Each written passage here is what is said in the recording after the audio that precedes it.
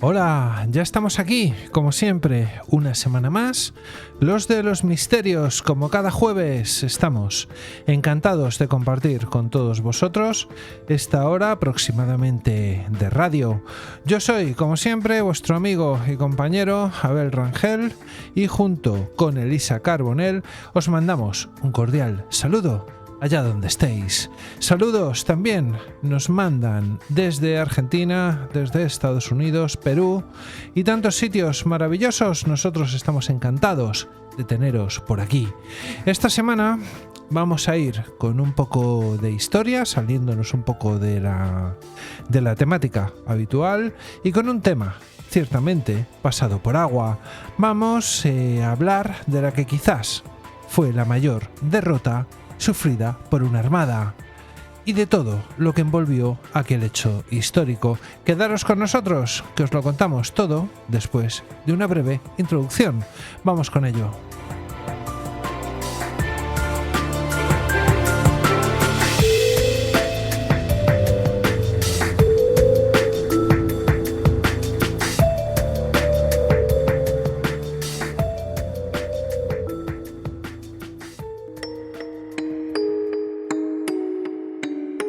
Estás escuchando Claves del Misterio en Onda Vallecana.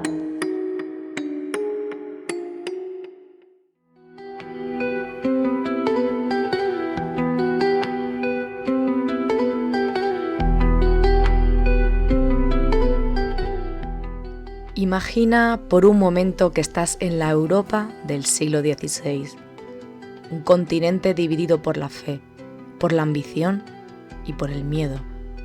Un mundo donde España no es solo una potencia, es la potencia.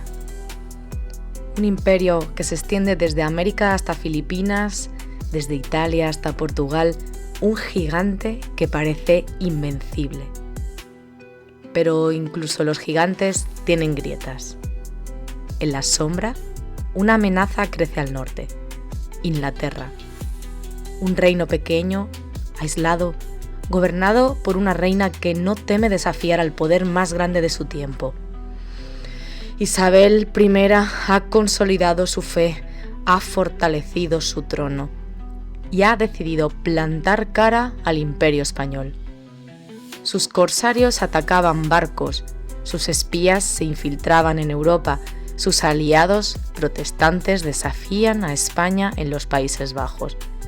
Y cuando María Estuardo es ejecutada, la tensión se convierte en ruptura. Ya no hay vuelta atrás. Felipe II toma una decisión que cambiará la historia: invadir Inglaterra. Y así comienza a gestarse una de las empresas militares más ambiciosas jamás concebidas.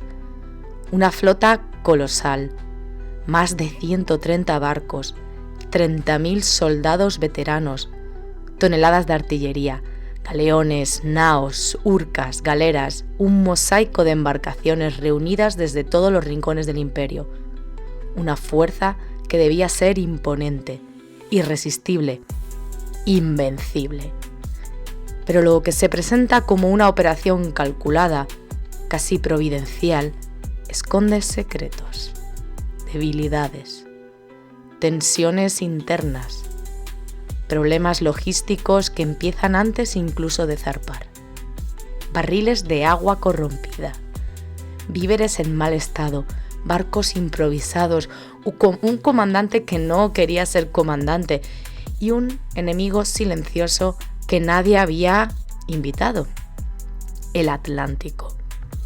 El 28 de mayo de 1588, la Armada levó anclas en Lisboa entre estandartes y bendiciones.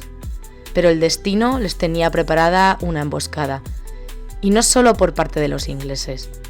Primero fueron las tormentas en el Atlántico que los obligaron a refugiarse en La Coruña, después el caos de los burlotes en Calais, barcos incendiarios que rompieron la formación española en una noche de terror.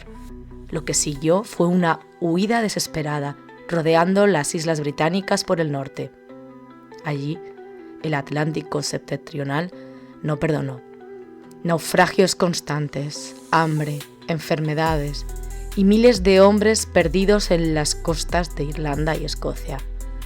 De los 30.000 que partieron, menos de la mitad regresaron para contar el horror de una flota que la historia recordaría, con cierta ironía, como invencible.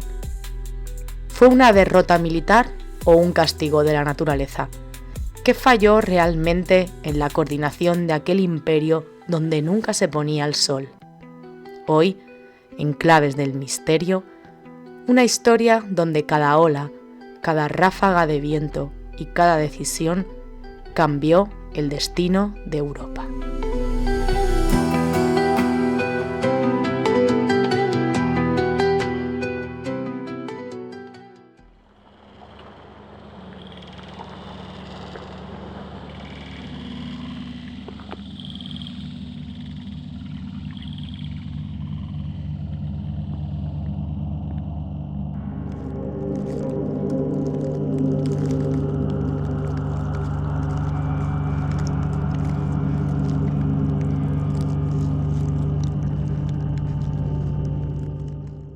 Imaginad la Europa de la década de 1580. Y os pido que imaginéis esta época porque va a ser el tema principal que vamos a tratar hoy. Pues bien, en esta década España no es solamente, una potencia más, como otras. Es la superpotencia del momento. Es la época de mayor esplendor del imperio. Controla territorios en América, en Filipinas, en Italia, en Flandes, parte de Alemania y Portugal. Que desde 1580 está bajo la corona de Felipe II.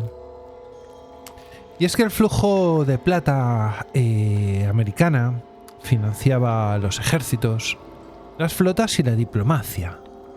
Porque además esto demuestra que con dinero es más fácil conseguir las cosas. Pero hay una grieta que no deja de crecer. Es cuando empieza a emerger la competencia.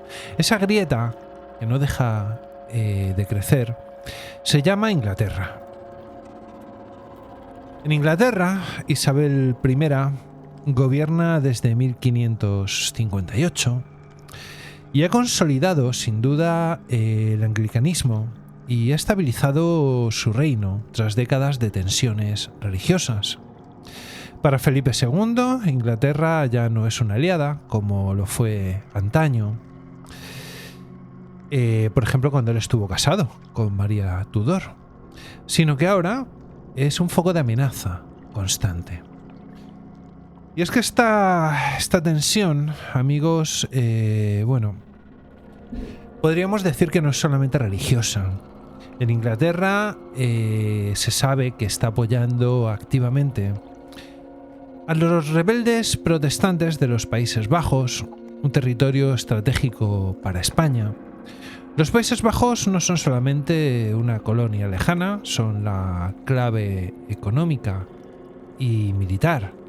Y desde allí se controla el comercio del norte de Europa. Digamos que tiene una situación geoestratégica privilegiada para el comercio, para controlar el dinero. Y es que además se unen otros problemas. Los corsarios ingleses actúan con patente real, lo que se llamó la patente de corso. Francis Drake, John Hawkins y otros atacan los convoyes españoles en el Atlántico. Y no son piratas independientes. Actúan, con patente de corso. Actúan, dicho de otra manera, con el permiso de la corona inglesa.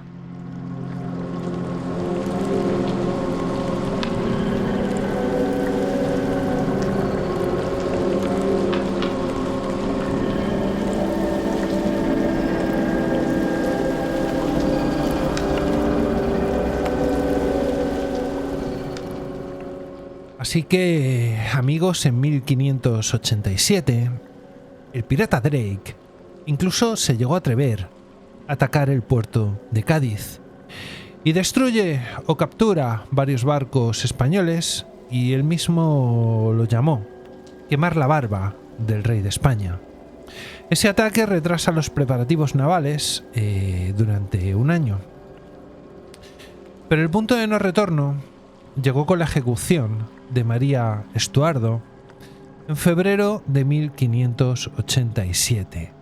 María era católica, tenía derechos al trono inglés, así que representaba ciertamente una alternativa legítima a Isabel I. Su ejecución envió un mensaje claro: Inglaterra no va a retroceder en la cuestión religiosa. Así que a partir de ese momento, Felipe II considera que el conflicto ya no puede resolverse con la presión diplomática ni con acciones indirectas.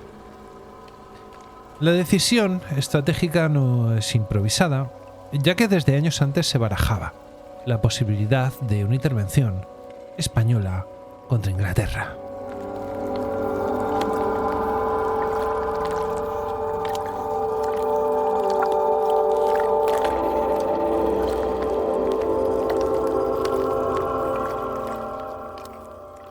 Y es que, amigos, el objetivo no era destruir Inglaterra, ni conquistarla tampoco, como un territorio, digamos que permanente. El objetivo era cambiar el régimen. El plan era simple, en teoría. Consistía un poco en que la Armada aseguraría el Canal de la Mancha. El duque de Parma embarcaría 30.000 soldados desde Flandes. Desembarcarían estos 30.000 soldados en el sur de Inglaterra, marcharían hacia Londres y forzarían la caída de Isabel I. Una vez sustituida por un gobierno favorable al catolicismo, Inglaterra dejaría de ser una amenaza estratégica para España. Así que nada, desde la lógica imperial española la operación tenía sentido. Lo que no se valoró, amigos, adecuadamente fue la dificultad técnica de coordinar dos fuerzas en escenarios distintos, separados por un mar controlado principalmente por los ingleses. Y tampoco se midió del todo la transformación que estaba experimentando las batallas en los mares. Y es que hasta ese momento la guerra en el mar seguía pensándose como una extensión de la guerra terrestre. Era fácil, solo había que acercarse, abordar el barco enemigo y combatir cuerpo a cuerpo. Inglaterra estaba desarrollando otra idea, que era destruir al enemigo a distancia. Y este cambio de doctrina por parte de Inglaterra sería clave. Pero eso lo veremos más adelante.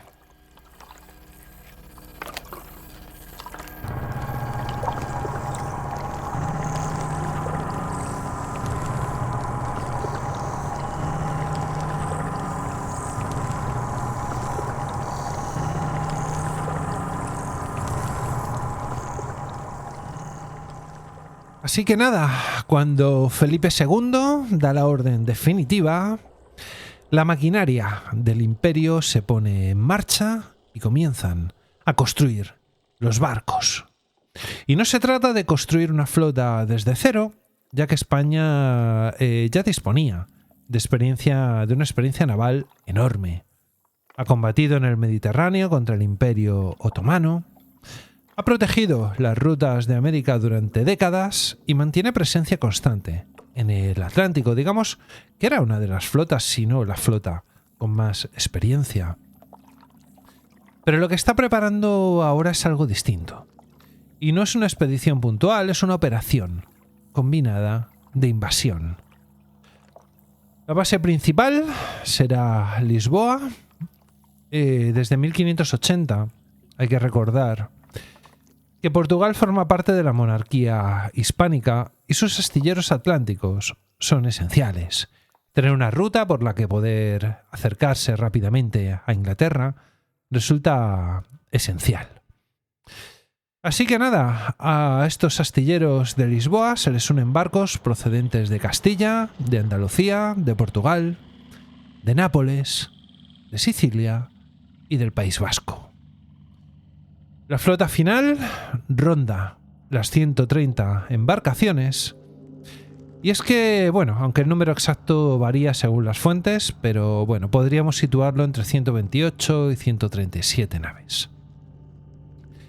Pero es que, amigos, hay algo fundamental que entender. No era una flota homogénea. Había galeones de guerra modernos, robustos, diseñados para el combate oceánico, pero también había naos mercantes adaptadas apresuradamente para la guerra. Urcas del Báltico, lentas, pero con gran capacidad de carga. 4 galeras mediterráneas que no estaban pensadas para mares abiertos y oleaje atlántico. Pero bueno, en términos de tonelaje era una flota imponente. En términos de cohesión técnica, no tanto. Y por daros algunos números, os podría contar que transportaban 8.000 marineros, entre 18 y 20.000 soldados según las fuentes, y entre 2.000 a 2.500 piezas de artillería. También transportaban caballos, pólvora, víveres, repuestos, el clero, como no, y personal administrativo. En total, más de 30.000 hombres embarcados. Y aquí aparece el primer problema serio. Con 30.000 hombres embarcados, el problema más difícil de solucionar es la logística. Los alimentos se almacenaban en barriles de madera y muchos estaban mal sellados. El agua comenzaba a corromperse tras semanas en puerto. La carne salada y las galletas de barco podían estropearse antes incluso de zarpar. Y algunos informes posteriores hablan de víveres en mal estado ya desde el principio, antes de que los barcos saliesen. Segundo problema que se encontraron, pues sin duda alguna, amigos, fue la financiación. El Imperio Español estaba sobreextendido.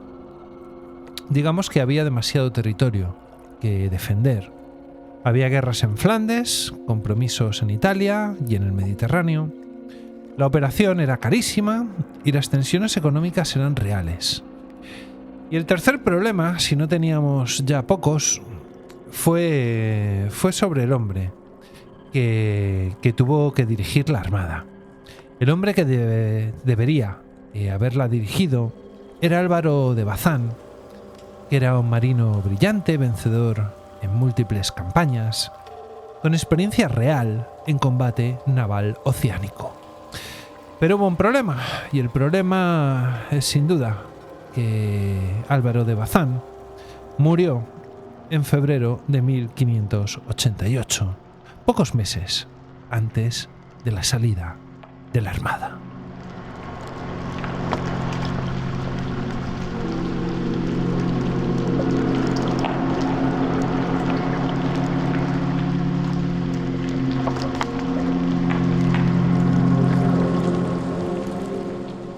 El sustituto de Álvaro de Bazán no es otro que Alonso Pérez de Guzmán, que era el duque de Medina Sidonia. Era un gran noble con experiencia administrativa y, bueno, también militar, pero en tierra. Pero no era marino profesional. Él mismo escribe al rey expresando sus dudas sobre su capacidad para comandar la empresa que se le había asignado. Pero aquí el rey Felipe II insistió y Medina Sidonia acepta, por obediencia y por devoción al rey. Pero no fue un incompetente, no tenía la intuición naval que sí poseía Álvaro de Bazán. Pero otro elemento crucial, el plan dependía absolutamente de la coordinación con el duque de Parma en Flandes. Recordemos que los barcos deberían de acercarse y coordinarse con el duque de Parma que abordaría Inglaterra desde el sur. Y esa coordinación era extremadamente débil. Las comunicaciones dependían de barcos pequeños que debían cruzar las aguas. Unas aguas patrulladas por ingleses y holandeses. No había un sistema de señales fiable, no había margen para improvisaciones y la Armada estaba diseñada como una fuerza de transporte protegido, no como una flota diseñada para la guerra, y mucho menos una guerra prolongada en mar abierto. Y mientras España organizaba esta enorme estructura, Inglaterra no permanecía inmóvil. Isabel I no tenía el tonelaje español, pero tenía algo distinto, tenía otra cosa. Tenía barcos más ligeros, tenía una artillería más manejable, tenía capitanes experimentados en guerra de corsarios y sobre todo tenía una estrategia diferente. La flota inglesa había aprendido a combatir sin abordar. Esto es básicamente disparar, retirarse y volver a disparar, una guerra de desgaste. Y eso iba a cambiar las reglas del juego. Pero amigos, en Lisboa, en la primavera de 1588, todo parecía listo. Todo parecía imponente, ordenado, y lo que nadie sabía aún es que el primer enemigo no sería Inglaterra. Amigos, el primer enemigo sería el Océano Atlántico.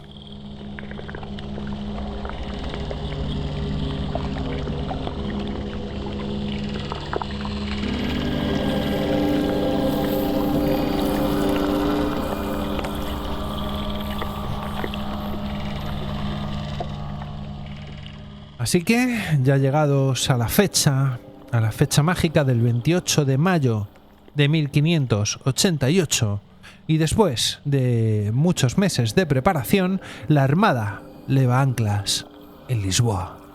La escena es imponente, decenas de grandes navíos, avanzando lentamente por el estuario del Tajo, estandartes reales ondeando, capellanes bendiciendo la expedición y artillería alineada en la cubierta de los barcos.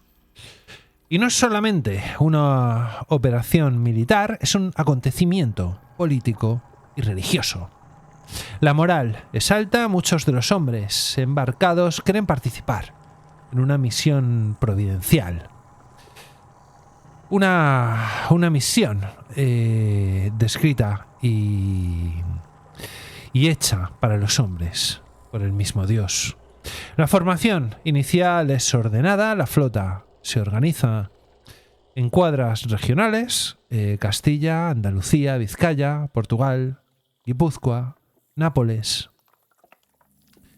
Cada una de estas escuadras va con su propio almirante. El plan es navegar hacia el norte, bordear Galicia y entrar en el Canal de la Mancha para contactar con el duque de Parma, que les estaría esperando para iniciar el abordaje al sur de Inglaterra.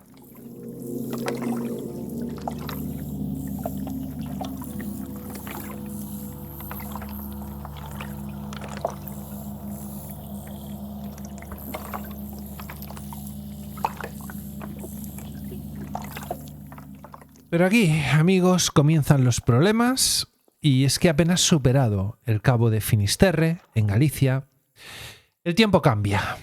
Para los que no seáis de España, os recuerdo que el Cabo de Finisterre, digamos que está en la punta de Galicia, es donde se unen el Océano Atlántico y el Mar Cantábrico. Es donde, digamos, es la punta de arriba a la izquierda, según miráis el mapa.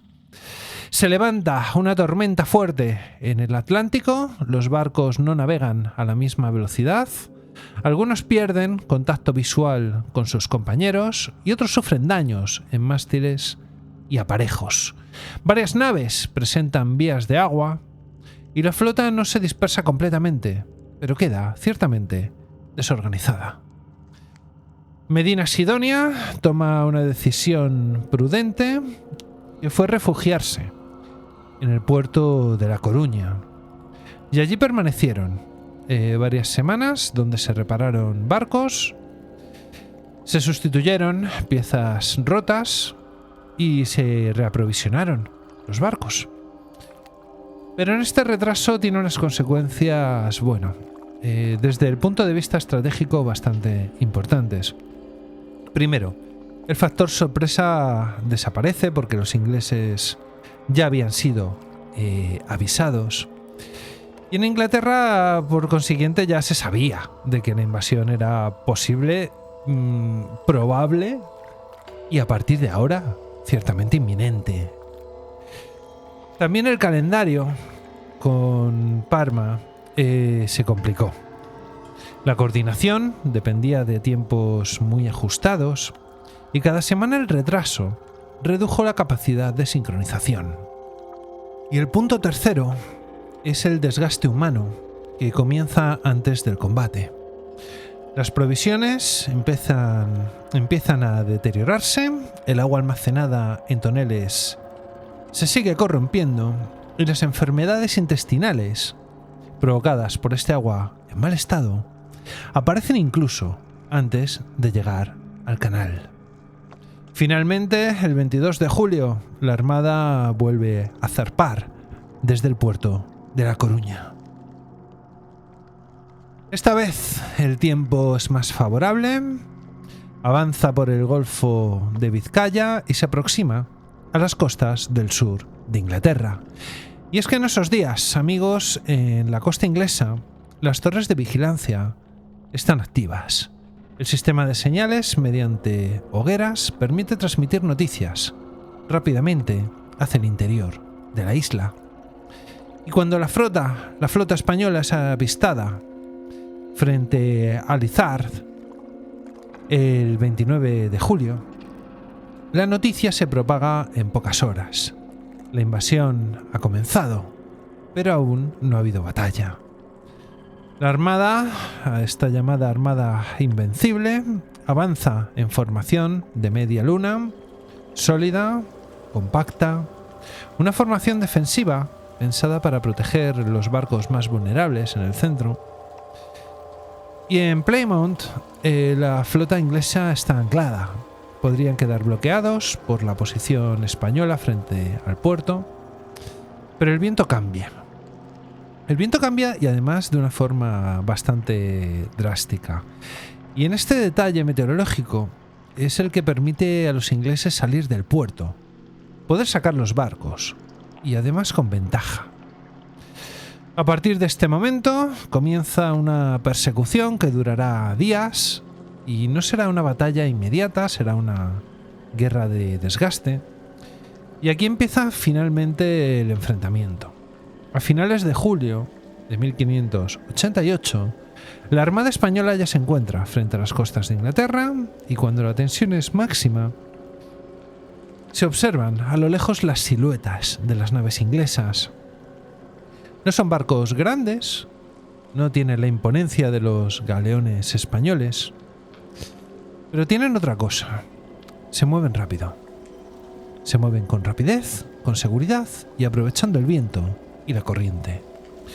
Los ingleses no buscan el abordaje de los barcos españoles, no quieren enfrentarse cuerpo a cuerpo y han aprendido de los ataques de los corsarios. La clave es el fuego a distancia, la movilidad de los barcos y la capacidad de retirarse antes de recibir un daño grave. La Armada Española, acostumbrada a otra forma de combatir, mantiene su formación defensiva, esta media luna compacta, y el primer contacto se produce cerca de Plymouth a finales de junio, cuando los cañones retumban durante horas. La Armada Española dispara con sus piezas pesadas diseñadas para combates cercanos, pero a larga distancia apenas hacen efecto. Los ingleses disparan, giran, se retiran y vuelven a disparar. Cada ataque causa daños superficiales en los barcos españoles, rompe aparejos, quema velas, desorganiza la logística, pero no hunde los barcos. La Armada resiste, pero pierde cohesión.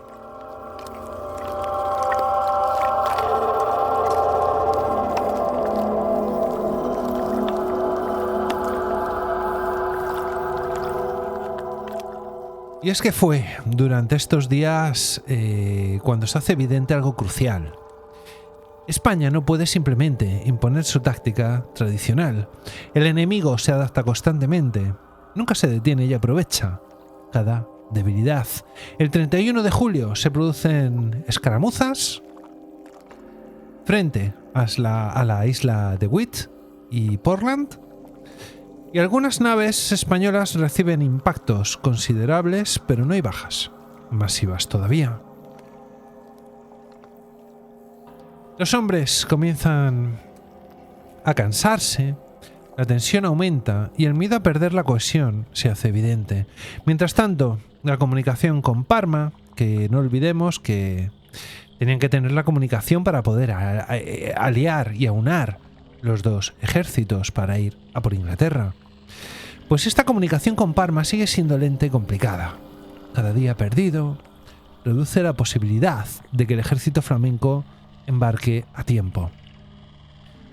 Y es que la armada está atrapada en un limbo estratégico, se acerca, está muy cerca de cumplir su objetivo, pero sin poder avanzar. Se acerca el momento decisivo y la primera gran prueba de esta campaña llega a Calais. Allí se enfrentan a una amenaza diferente. No es un enemigo superior en fuerza, sino un enemigo más astuto, con ingenio táctico y sobre todo con conocimientos del mar y del viento. Los primeros combates muestran la transformación de la guerra naval. Ya no se trata solamente de abordar y luchar cuerpo a cuerpo. La distancia, la maniobrabilidad, el tiempo y las condiciones meteorológicas comienzan a ser decisivas. Y la armada, por pesada, sobrecargada y rígida, empieza a mostrar sus vulnerabilidades. Así que amigos, esto nos lleva a principios de agosto, ya estamos en agosto, de este año fatídico, el 1588, cuando la Armada Española se encuentra frente a Calais, el punto de encuentro previsto con el duque de Parma. Todo debería estar listo para embarcar a los soldados flamencos y continuar hacia el sur de Inglaterra. Pero la realidad es otra.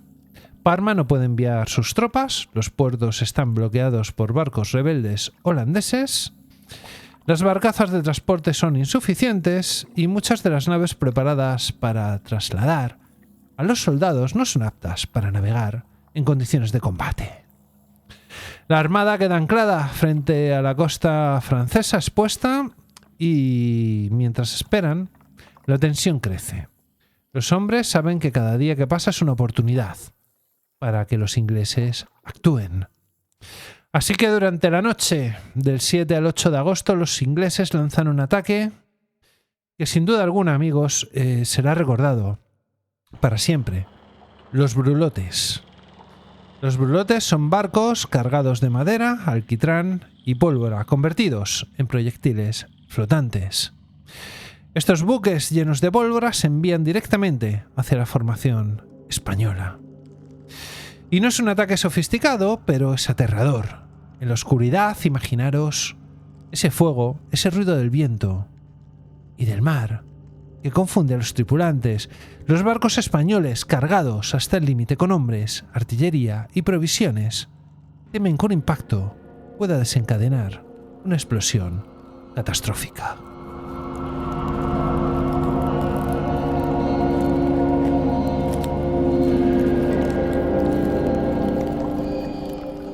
Así que con todo esto y con todo lo que se les venía encima, el duque de Medina Sidonia da la orden de cortar amarras y alejarse de los barcos incendiarios. La formación de media luna se rompe y es el momento decisivo. Hasta ese instante, la armada había resistido y mantenido su disciplina, y ahora la cohesión, tan importante en estos casos, se pierde. Las embarcaciones dispersas se vuelven vulnerables a los ataques ingleses. Los capitanes deben improvisar maniobras peligrosas en la oscuridad. Algunos barcos chocan entre sí y otros quedan a la deriva y sin comunicación con el resto.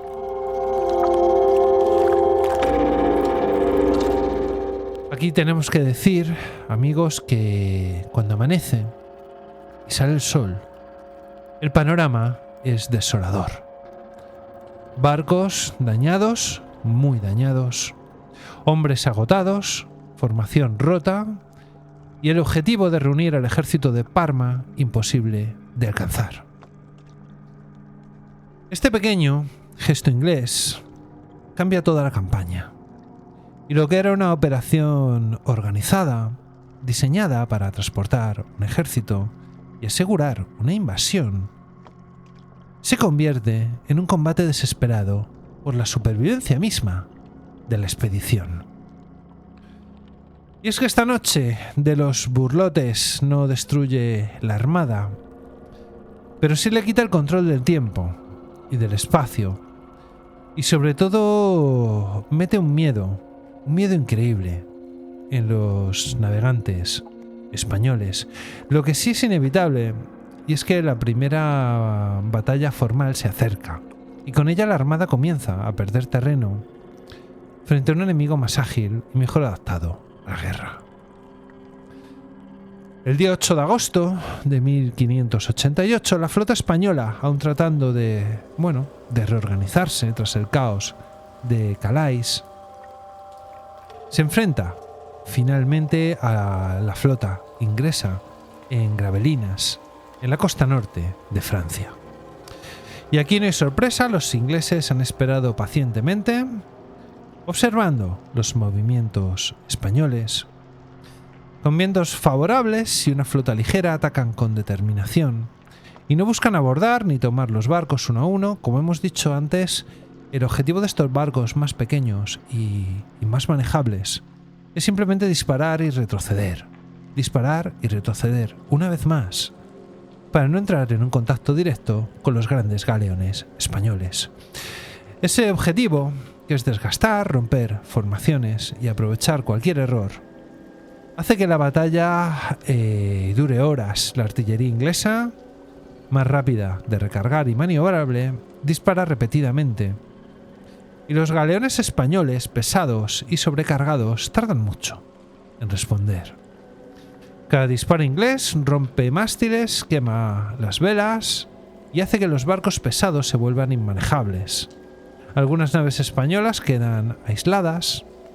Aquí os he traído 3 ejemplos, como el San Martín, una nave capitana que recibe impactos que dañan su estructura. También tenemos el San Felipe, que es severamente golpeado y queda fuera de combate. Y el San Mateo, por intentar evitar incendios de los burlotes que hemos hablado antes, queda separado de la flota principal y totalmente expuesto. Los marineros y soldados están ciertamente exhaustos, y es aquí, amigos, cuando la moral empieza a decaer. Muchos hombres han pasado días navegando, soportando tormentas y recibiendo el miedo constante al fuego enemigo. Y el duque de Medina Sidonia comprende que la situación es crítica, no hay posibilidad de mantener el contacto con Parma, y el desembarco planeado se vuelve imposible.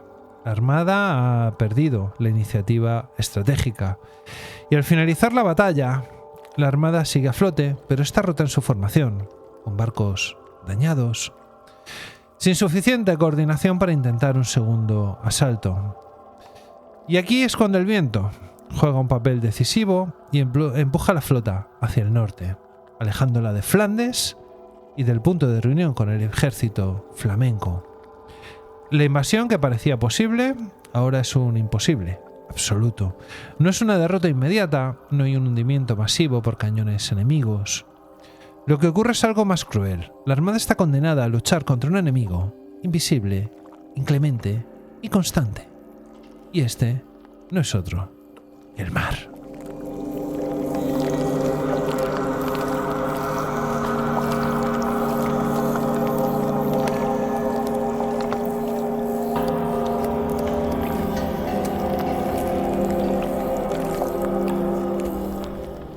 Así que, amigos, este es el comienzo de la retirada de los barcos españoles. Un regreso que se convertiría en leyenda. en tragedia y que marcará para siempre la historia de España y de Inglaterra. Tras la batalla de Gravelinas, la Armada Española no tiene otra opción que alejarse de Inglaterra y buscar un camino de regreso a casa. La coordinación con Parma ya es imposible, las tropas no pueden desembarcar y la flota está dañada y exhausta. El duque de Medina Sidonia toma la difícil decisión de rodear las islas británicas por el norte, navegando por el mar del norte hacia Escocia e Irlanda, esperando encontrar puertos seguros donde reparar los daños y continuar el viaje de regreso a España. Pero lo que parecía una ruta segura pronto se convirtió en una pesadilla. Y es que el Atlántico septentrional no perdona errores. Los barcos sobrecargados y maltrechos enfrentan tormentas cada vez más violentas, los mástiles rotos, los cascos debilitados y las velas desgarradas convierten la navegación en un juego azar mortal. Las condiciones de vida a bordo son extremas.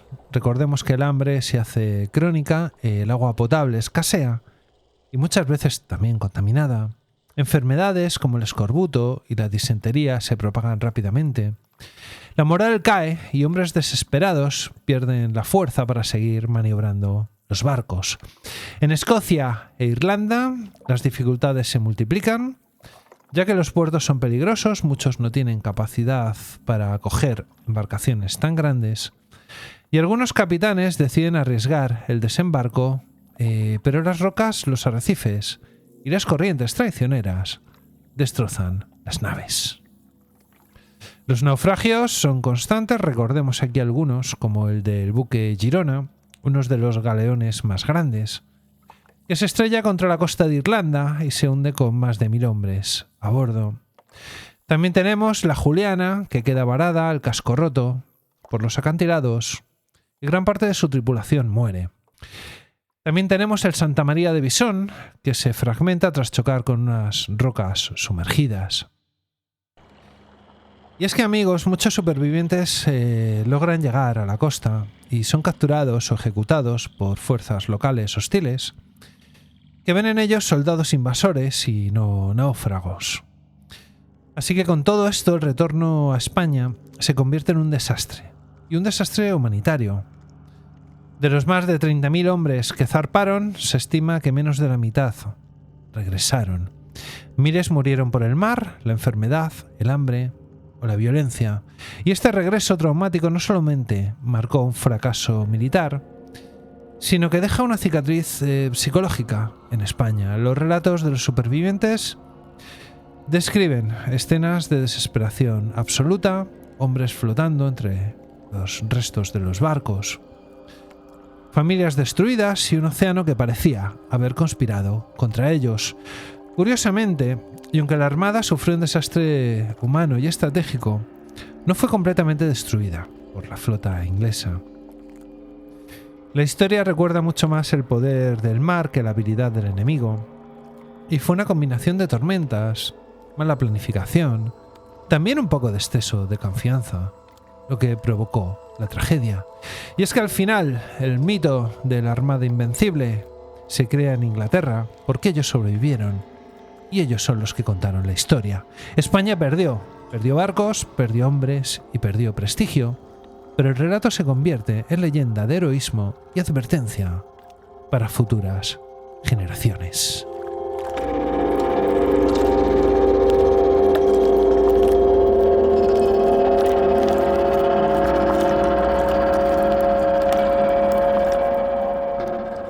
Políticamente, España mantiene su poder en Europa durante décadas, pero el prestigio de invencibilidad se resquebraja. En Inglaterra, por su parte, celebra la supervivencia de su flota y consolida la narrativa de victoria heroica, lo que fortalece la moral nacional y la posición de Isabel I. La derrota también marcó un cambio en la guerra naval. Quedó claro que la maniobrabilidad, la rapidez de disparo y la capacidad de adaptarse a las condiciones adversas son tan importantes como el tonelaje y la fuerza bruta de los barcos. Pero más allá, amigos, de las cifras y de los tratados, lo que permanece es la elección humana. Incluso la mayor potencia puede ser derrotada por la naturaleza y por los errores humanos, no lo olvidemos, combinados con la presión de un enemigo astuto. Los hombres que sobrevivieron narraron historias de heroísmo, miedo y desesperación que han llegado hasta nosotros, y en el fondo, la historia de la Armada Invencible no es solamente una crónica militar, también es un relato de ambición, de riesgo y de confianza. Esta Armada Invencible nos recuerda que la historia no solo se escribe en los tratados ni en las batallas, sino en cada decisión, en cada viento y en cada ola, por pequeña que parezca.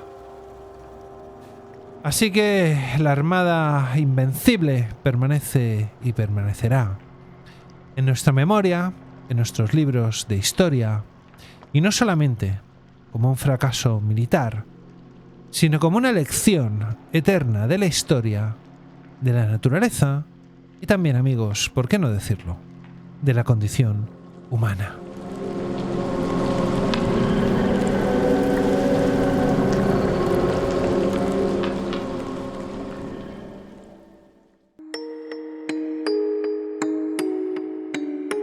Estás escuchando Claves del Misterio en Onda Vallecana.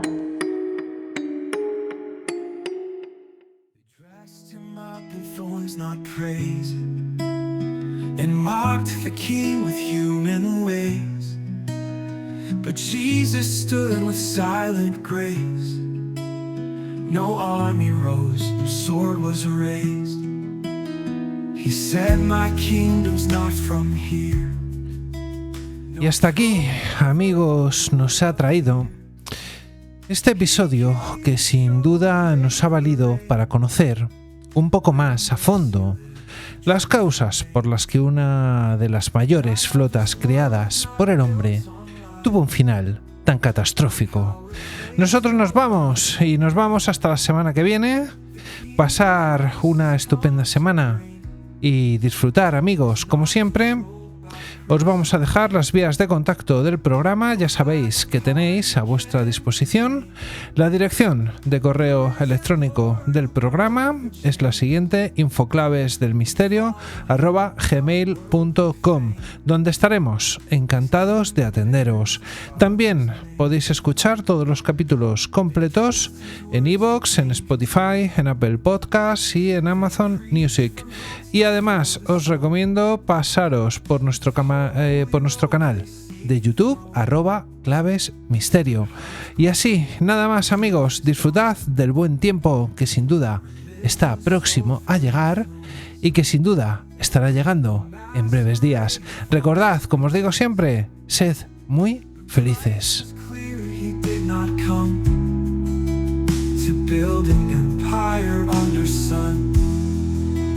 The earth shall pass, its rulers fall, but heaven's voice will still recall the call to love, to serve to you, not conquer lands, but hearts be healed. Oh church, beware the worldly gain, for Christ did not die for a name. He came to save, to lift the low, plant a kingdom few would know. We are not called to grasp and fight, but shine His truth, His holy light. Ambassadors of grace and peace, whose joy in Jesus shall not cease. One day He'll come with heaven's fire, not to sit in some worldly empire, but to bring justice pure and high, and reign forever in the sky. Not of this world, no throne of man, no politic, no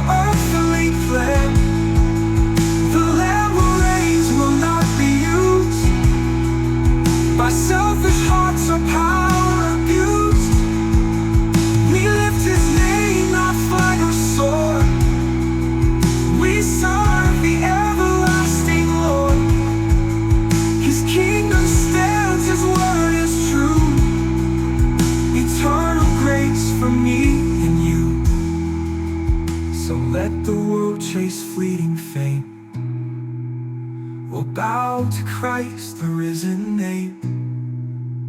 For kingdoms fall and thrones will rust, but his shall rise in truth.